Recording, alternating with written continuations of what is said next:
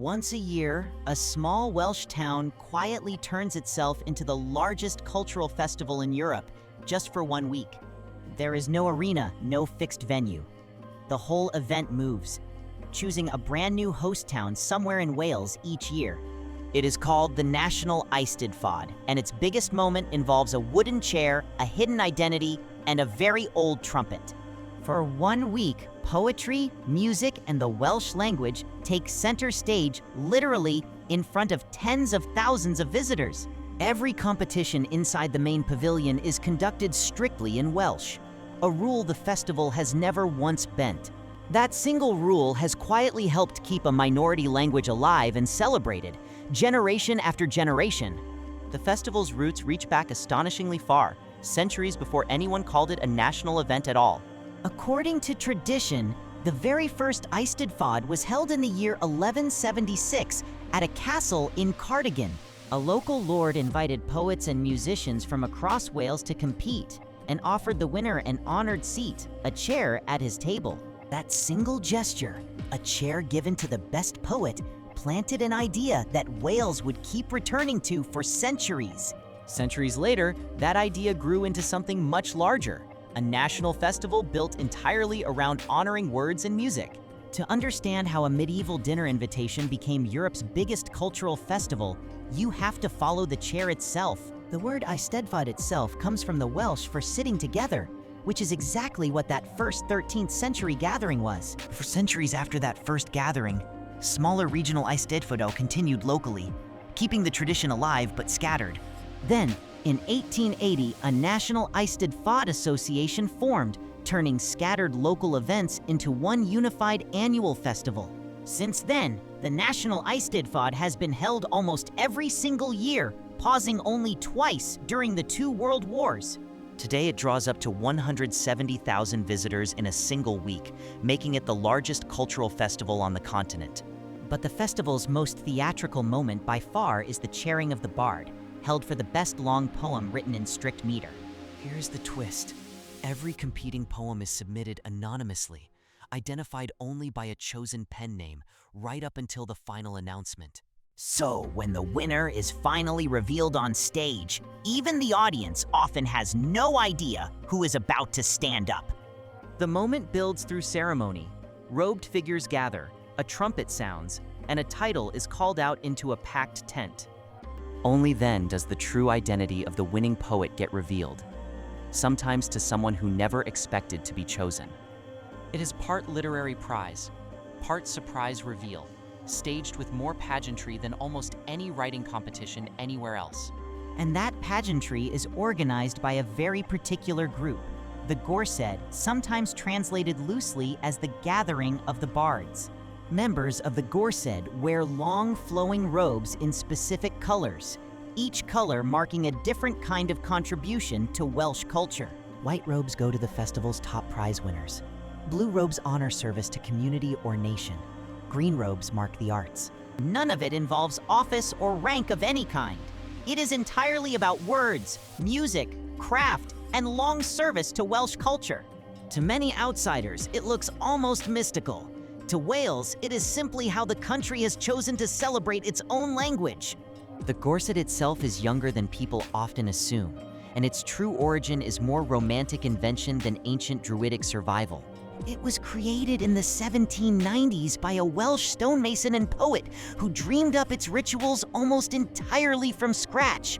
He wove together folklore, imagination, and a genuine love of Welsh heritage into a brand new ceremonial tradition.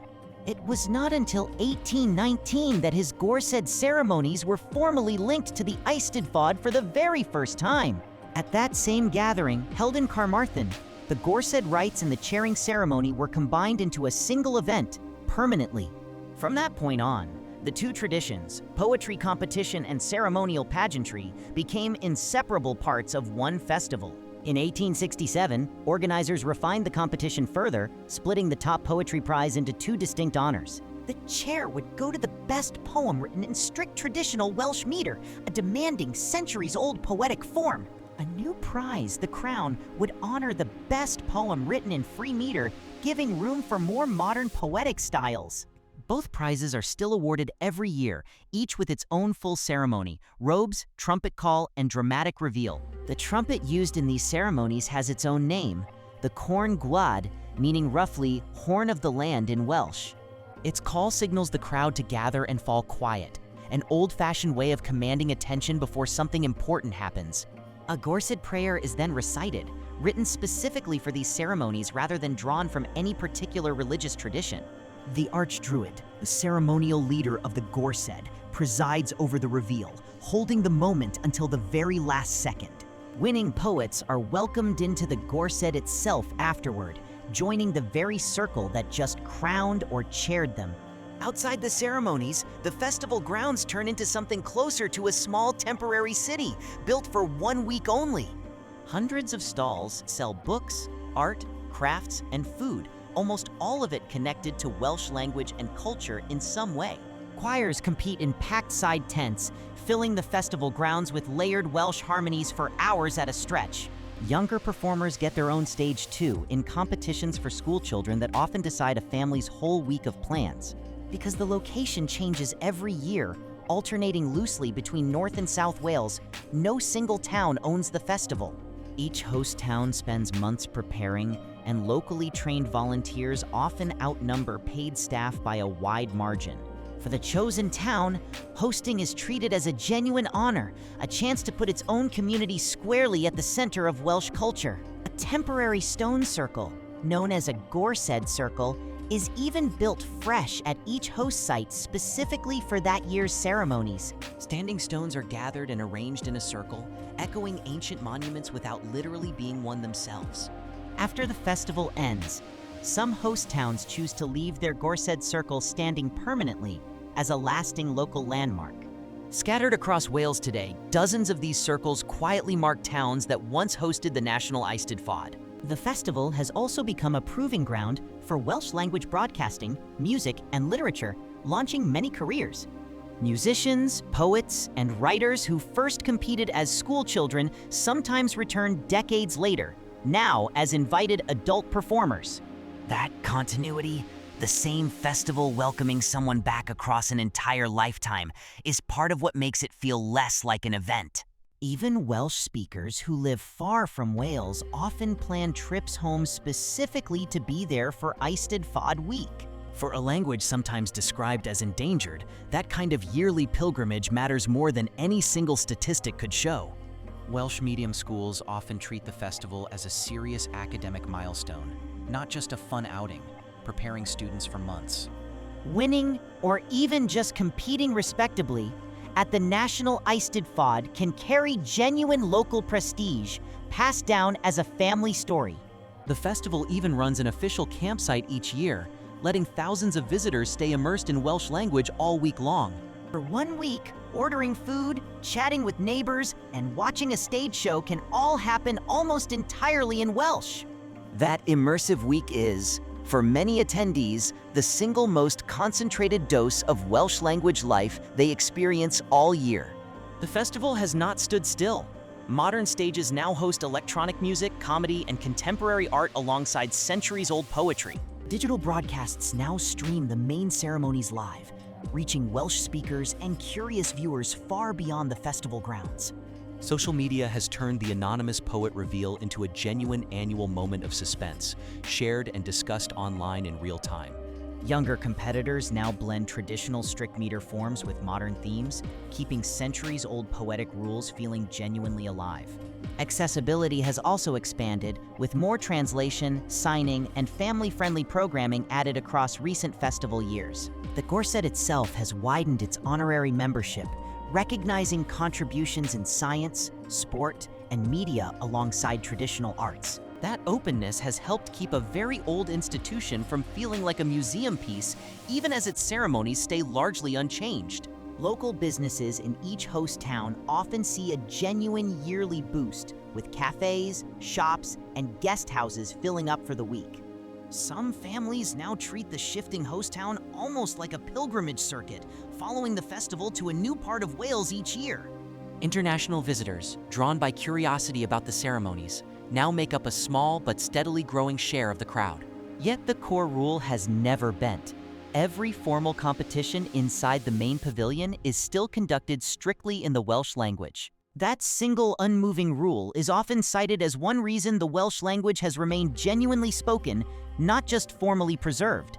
Language campaigners regularly point to the festival as proof that a minority language can still command a very large, joyful stage. Even skeptics who do not speak fluent Welsh often attend anyway, drawn simply by the music, the pageantry, and the atmosphere. The festival has, in a sense, become bigger than the language debate itself, a shared cultural event the whole country can claim.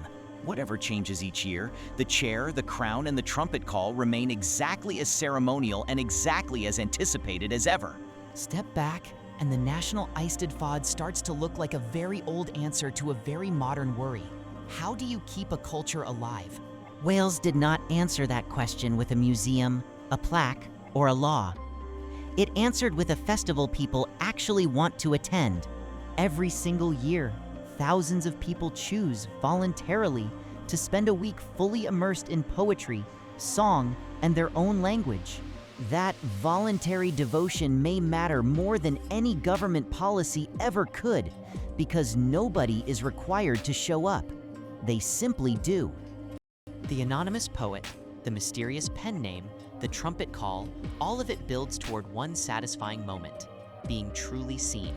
For one performer, once a year, an entire nation pauses just long enough to say, "We noticed you, and we noticed what you made." That is a rare thing for any art form to offer, let alone one built around a centuries-old chair and a stone circle. The festival also quietly proves that tradition and reinvention are not actually opposites, no matter how old the ceremony looks. A ritual invented in the 1790s can still feel completely authentic today, simply because a whole country chose to keep it. Authenticity, it turns out, is not only about how old something is, it is also about how many people still show up for it willingly. Somewhere in Wales, right now, a new host town is already being chosen for a festival still years away. Volunteers are already imagining where the pavilion tent will stand and which field will hold next year's stone circle. A poet somewhere is already writing, under a pen name nobody else will know, hoping quietly for a chair they cannot yet picture. And when that week finally arrives, a trumpet will sound again, a crowd will fall quiet again, and a chair will be filled again. Maybe that is the real lesson traveling beyond Wales. A culture survives less through rules and more through festivals worth keeping. Sitting together, as the word Eisteddfod itself promises, one more year, one more chair, one more language kept warmly alive.